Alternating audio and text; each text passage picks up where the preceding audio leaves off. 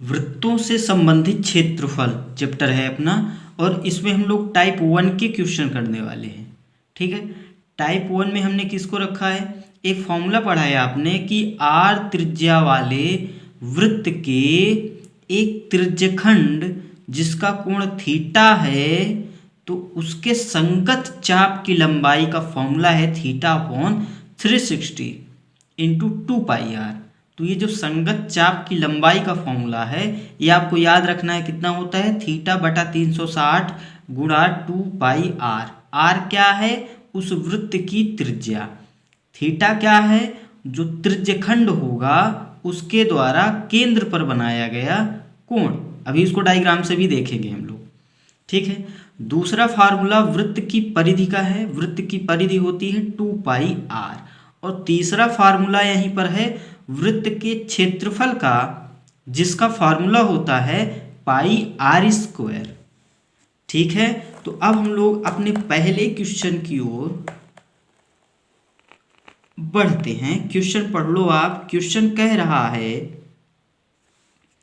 किसी वृत्त के केंद्र पर बने कोण थीटा वाले त्रिज्यखंड के संगत चाप की लंबाई, ये डायरेक्ट फार्मूला पूछा गया है 2022 यूपी बोर्ड में।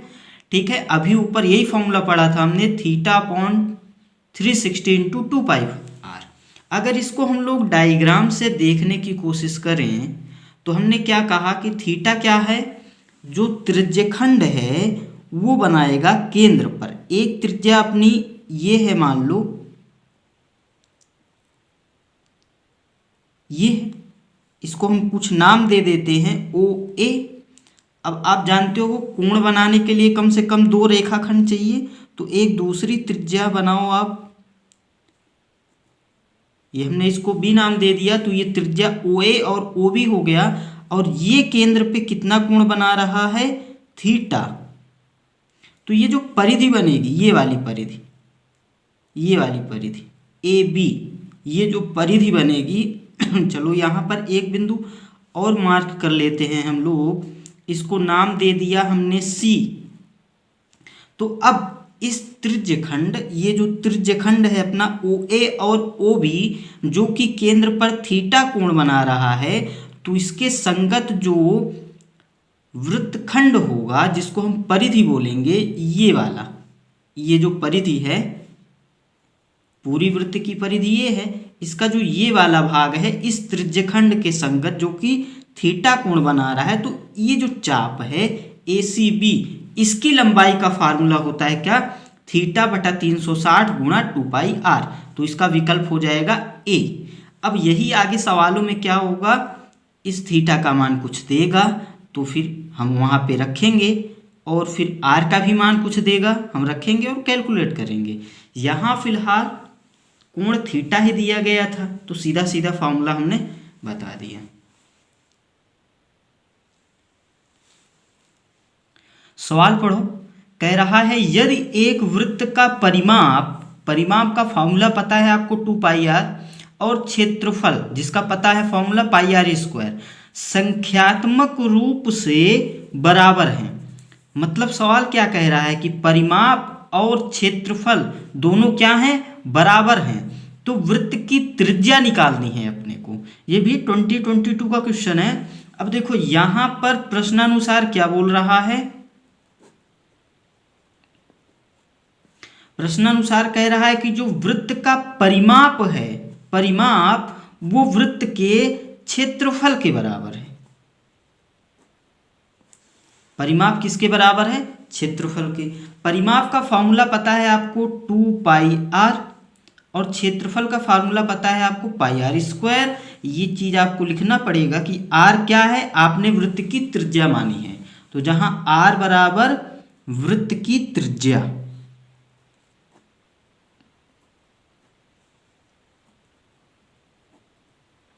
इतनी बात समझ में आई। ठीक है, अब इसी को कैलकुलेट कर लेना है। यहाँ पे देखो कैलकुलेशन करने का एक तरीका ये भी होगा कि इस r को आप कॉमन ले लो, इसको इधर ला के कॉमन ले लो, पाई से पाई कट जाएगा, क्योंकि पाई एक वैल्यू है, एक अचर मान है, चर मान तो है नहीं, तो यहाँ से पाई काट सकते हो। अब आर यहाँ काट सकते हैं, क्यों?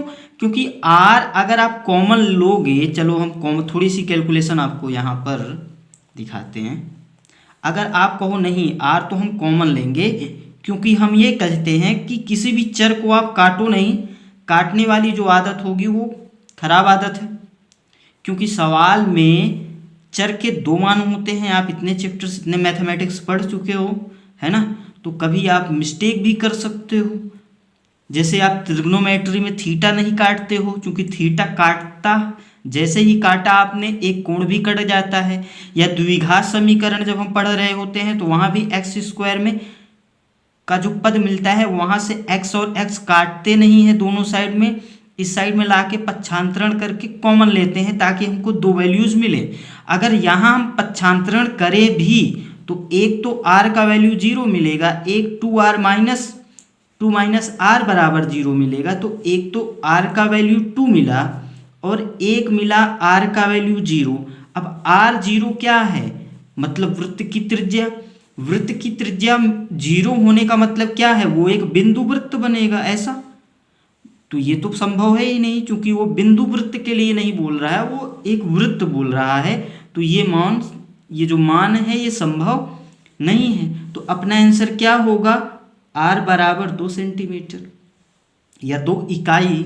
अब देखना यहाँ पे आप आर सीधा भी आप काट सकते थे, क्योंकि अभी इतनी कैलकुलेशन तो आपको पता ही चल जाएगी कि अगर ये कॉमन लेंगे तो एक आर जो है वो 0 मिलेगा, और 0 मान संभव नहीं है, क्योंकि अगर आर का वैल्यू 0 ले लेंगे तो वो बिंदु वृत्त हो जाएगा। और बिंदु वृत्त सवाल में नहीं बोला है, सवाल में वृत्त बोला है, इसलिए उसकी त्रिज्या जो है नॉन जीरो होनी चाहिए, अशून्य होना चाहिए कुछ। ठीक है, तो आर का वैल्यू कितना मिला अपने को? 2। सिंपल सा सवाल था।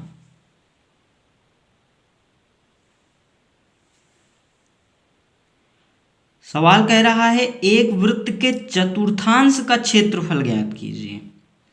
चतुर्थांश मतलब चतुर्थ अंश, मतलब चौथा अंश, मतलब चौथा भाग, उसका क्षेत्रफल निकालना है। आपको दी गई है वृत्त की परिधि।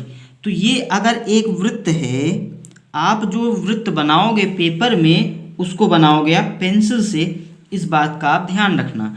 तो ये जो वृत्त बनाया है मैंने, इसके 4 बराबर भाग यदि हम करें और उसमें से एक भाग ले लें तो हो जाएगा एक भाग। चतुर्थांश भाग का मतलब ये होगा कि एक भाग चाहिए 4 भागों में से। इतनी बात समझ में आ गई? मतलब अगर इसको हम नाम दे दें A B C D और इसको नाम दे दिया हमने O, जो कि वृत्त का केंद्र है, तो अब ये व्यास हो गया, ये भी व्यास हो गया।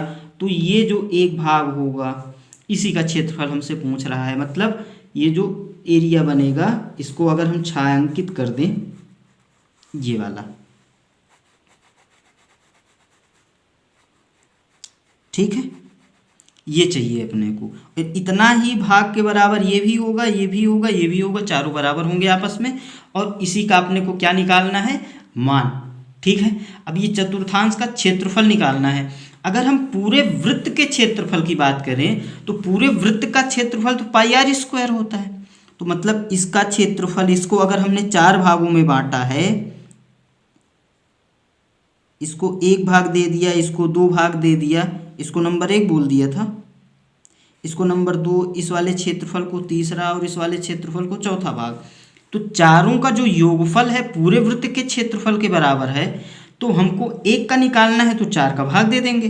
ठीक है, तो हम जानते हैं पूरे वृत्त का जो क्षेत्रफल है, आप लिखोगे चूंकि पूरे वृत्त का क्षेत्रफल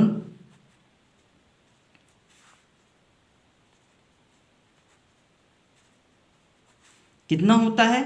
पाई आर स्क्वायर, इसलिए चतुर्थांश का क्षेत्रफल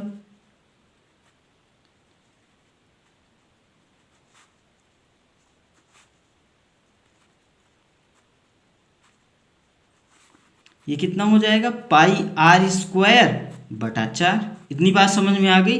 अब मतलब ये है कि इस वृत्त की अगर त्रिज्या हमको पता चल जाए तो यहाँ पे रख के हम आंसर निकाल लेंगे अपना। तो अब त्रिज्या निकालने के लिए सवाल पढ़ो तो कह रहा है परिधि दी गई है आपको 44 सेंटीमीटर।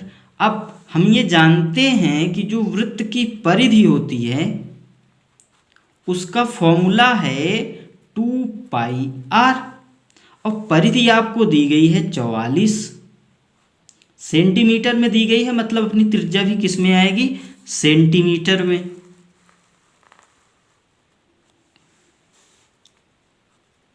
ये रख दो 22/7 पाई का मान और आर, तो ये 22 दूना 44, इस 44 से कट जाएगा तो आर का वैल्यू कितना मिल गया अपने को, 7। मतलब त्रिज्या कितनी मिल गई, सेंटीमीटर में आएगी, ये 7 सेंटीमीटर मिल गई अपने को। अब जो अपना आंसर था चतुर्थांश का क्षेत्रफल निकालना है, तो फिर से लिख दो वो चतुर्थांश का जो फॉर्मूला पढ़ा आपने क्षेत्रफल का, चतुर्थांश का क्षेत्रफल। और ये चीज़ आपको याद भी रखनी है, ये सवाल में आगे कई बार पूछेगा। इसके लिए आपने क्या पढ़ा, पाई आर स्क्वायर बटा 4।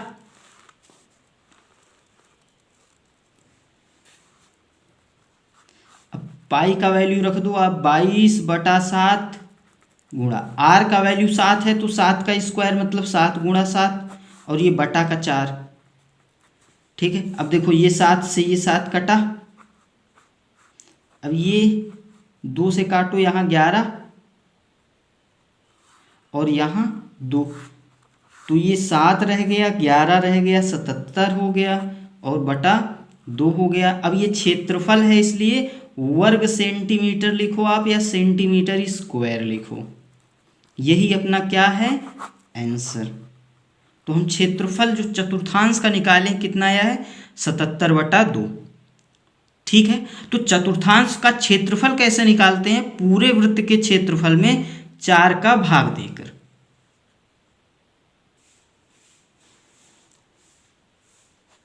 इस सवाल को पढ़ो। सवाल कह रहा है यदि एक वृत्त का क्षेत्रफल 36 पाई है, 36 पाई वर्ग सेंटीमीटर है, इकाई भी दी गई है, तो उस वृत्त की परिधि निकालनी है। आपको निकालना क्या है, परिधि 2πr, मतलब r चाहिए आपको, त्रिज्या चाहिए वृत्त की, और उसके लिए क्षेत्रफल दिया गया है आपको। तो जो वैल्यू दिया गया है पहले वहीं से हम लोग क्वेश्चन शुरू करते हैं। आपको दिया गया है वृत्त का क्षेत्रफल कितना दिया गया है, 36 पाई। क्षेत्रफल का फॉर्मूला पता है आपको, पाई आर स्क्वायर। पाई से पाई काट दो, अचर है काट सकते हैं, चर को नहीं काटते। यहाँ तो काट भी देंगे हम लोग, क्योंकि अगर इधर आर आता तो भी काट देते।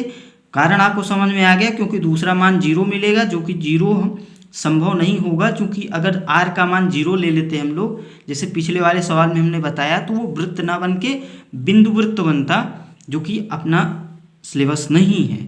ठीक है, तो अब यहाँ से आर निकालोगे आप, तो आप जानते हो वर्गमूल लोगे तो ±6 मिलेगा।